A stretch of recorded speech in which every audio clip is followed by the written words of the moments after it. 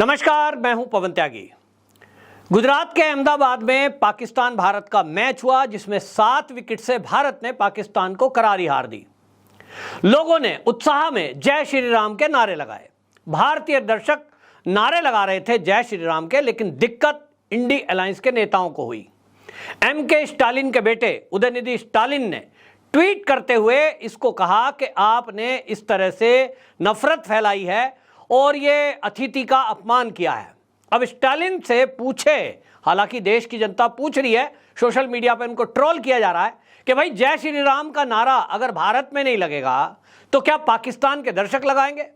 क्या पाकिस्तान के दर्शक जब अल्लाहू अकबर के नारे लगा सकते हैं क्योंकि उनको वो मानते हैं, तो भारत में अगर राम के मानने वाले जय श्री राम का नारा लगाएंगे तो इसमें दिक्कत क्या है? लेकिन मुझे लगता है कि इंडिया अलायंस के नेताओं को भगवान श्री राम से ज्यादा ही दिक्कत है। एक तरफ जहां कांग्रेस ने देश की आजादी के बाद से लगभग 65 साल सत्ता पे राज किया तो राम के मंदिर को नहीं बनने दिया, वकीलों की एक फौज खड़ी करके रख दी कि ये किसी भी तरह से जो आक्रमणकारी बाबर था उसकी निशानी मिट ना जाए। ये तो भला है कि हमारे देश को देश के प्रधानमंत्री के रूप में नरेंद्र मोदी मिल गए, वरना राम जी का मंदिर अभी भी नहीं बनता। एमके स्टालिन के बेटे जो उदयनिधि स्टालिन है, आपको याद होगा पिछले दिनों उन्होंने सनातन धर्म पर कितनी भयंकर टिप्पणी की थी और इन्होंने कहा था सनातन धर्म डेंगू मलेरिया की तरह है, इसको खत्म कर देना ही चाहिए। और यहां तक कि उन्होंने कहा कि हमने तो पार्टी इसलिए बनाई है कि सनातन धर्म का खात्मा कर सकें। अब इनकी हालत देखिए कि इनको अब स्टेडियम में जब पाकिस्तान के पक्ष में नारे लगाए जाते हैं हैदराबाद मैच में, उसके बारे में इनका कोई ऑब्जेक्शन नहीं है। देश के किसी भी इंडिया अलायंस के नेता ने, केवल इंडिया अलायंस के नेताओं ने एक भी टिप्पणी नहीं की जो हैदराबाद के स्टेडियम में पाकिस्तान के पक्ष में यानी जिंदाबाद पाकिस्तान के नारे लगे, उस पर कुछ नहीं बोले। लेकिन जैसे ही नरेंद्र मोदी स्टेडियम में जय श्री राम के नारे लोगों ने उत्साह में लगाए, क्योंकि लगातार विकेट लिए जा रहे थे, भारत की टीम अच्छा परफॉर्म कर रही थी, तो क्या दर्शक उत्साह बढ़ाने के लिए जय श्री राम का नारा ना लगाएं? आपको बता दें, यह दिखा रहा है कि इंडिया अलायंस में कांग्रेस के साथ जितने भी दल मिले हुए हैं उनका एक सूत्री कार्यक्रम है सनातन धर्म को खत्म करना, सनातन धर्म की सनातनियों को, निशानियों को मिटाना।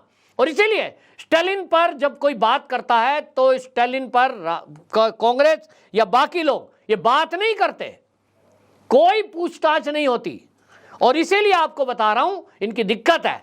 इनको जय श्री राम के नारे से दिक्कत खाली ये उदयनिधि स्टालिन की समस्या नहीं है। आपको याद होगा पश्चिम बंगाल के जब विधानसभा के चुनाव थे तो ममता बनर्जी गाड़ियों के काफिले को रुकवा कर पुलिस को आदेश देती थी कि जय श्री राम का नारा जो लगा रहे हैं इन पे लाठी बजाओ। ये हमने दृश्य देखे। यानी इंडिया अलायंस में आप देखें, जो केजरीवाल जी हैं वो कहते हैं राम मंदिर के बारे में मेरी तो नानी कहती थी, ये तो गलत है, कोई एक धार्मिक स्थल को तोड़ के कैसे बनाया जा सकता है। इस तरह की बयानबाजी की गई है।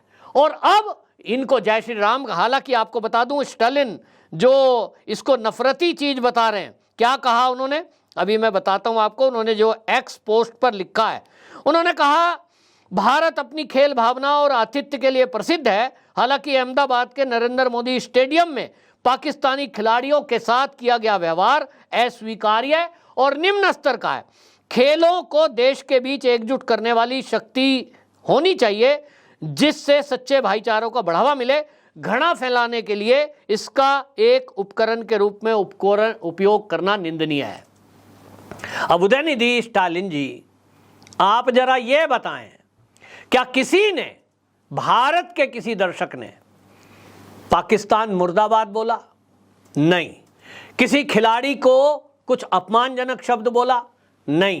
किसी पाकिस्तान के खिलाड़ी को गाली दी? बिल्कुल नहीं।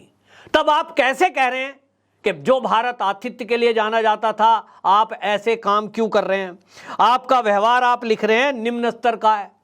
क्या भगवान का नाम लेना, उत्साहपूर्ण नारे लगाना भारत की संस्कृति है? हम तो जय श्री राम, जय बजरंग बली, जय शिवाजी, जय शिवानी और भारत माता की जय है, ये वंदे मातरम, ये हमारे भारत के उद्घोष हैं। और हर भारतीय जिसको भारत की संस्कृति से प्यार है, जिसको भारत की सभ्यता से प्यार है, जिसको भारत के देवी देवताओं से प्यार है, जो भारतीय है, उसकी तो ये पहचान है। लेकिन आपको दिक्कत है, क्योंकि आपको लगता है ये सनातन इस देश में जो पनप रहा है, इसको तो खत्म करने में कितने ही आक्रमणकारी इस देश में आए, शक आए, यवन आए, हूण आए, मुगल आए, फिर अंग्रेज भी आए। तो आपको लगता है कि अंग्रेजों ने जो अंग्रेजियत फैलाई वही लगातार देश की आज़ादी के बाद रहनी चाहिए थी। अब उदयनिधि जी, आपका व्यक्तिगत मामला है कि आपकी पूजा पद्धति क्या है, आप किसको अपना इष्ट मानते हैं, यह आपके ऊपर है। लेकिन आप इस देश के नागरिकों के बारे में यह तय नहीं कर सकते कि देश के नागरिक क्या नारा लगाएं। जहां तक आपने सनातनियों के ऊपर यह आरोप लगाया है कि पाकिस्तान का अपमान किया है, पाकिस्तान के खिलाड़ियों का अपमान किया है, आप कहते हैं आतिथ्य को जो है निम्न स्तर पर ले गए हैं, तो उदयनिधि जी, आपसे मेरा सवाल वही है कि आप ये बताइए कि किसी भी आतिथ्य को, जो विदेश के लोग आए, पाकिस्तान के जो खिलाड़ी आए, उनके बारे में तो कुछ बोला ही नहीं है। तो आपको यह लग रहा है कि जय श्री राम का नारा लगाने से उनका अपमान हो गया। ये आपकी मानसिकता देखिए क्या है। क्या बोलना चाहिए था, हम भारत के सब लोग मिलकर के उनका धार्मिक नारा लगाते, तब आपको संतुष्टि मिलती। पाकिस्तान का एक खिलाड़ी, मैं नाम नहीं लूंगा, वो खेल के मैदान में जब पूरी दुनिया के कैमरे उसके ऊपर है और नजर है, वो अपनी नमाज पढ़ सकता है।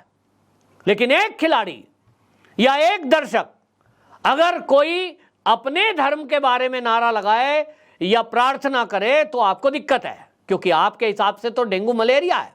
आपको लगता है ये तो डेंगू मलेरिया, इसका तो खत्म कर देना चाहिए। तो आप कोशिश करिए खत्म करने की।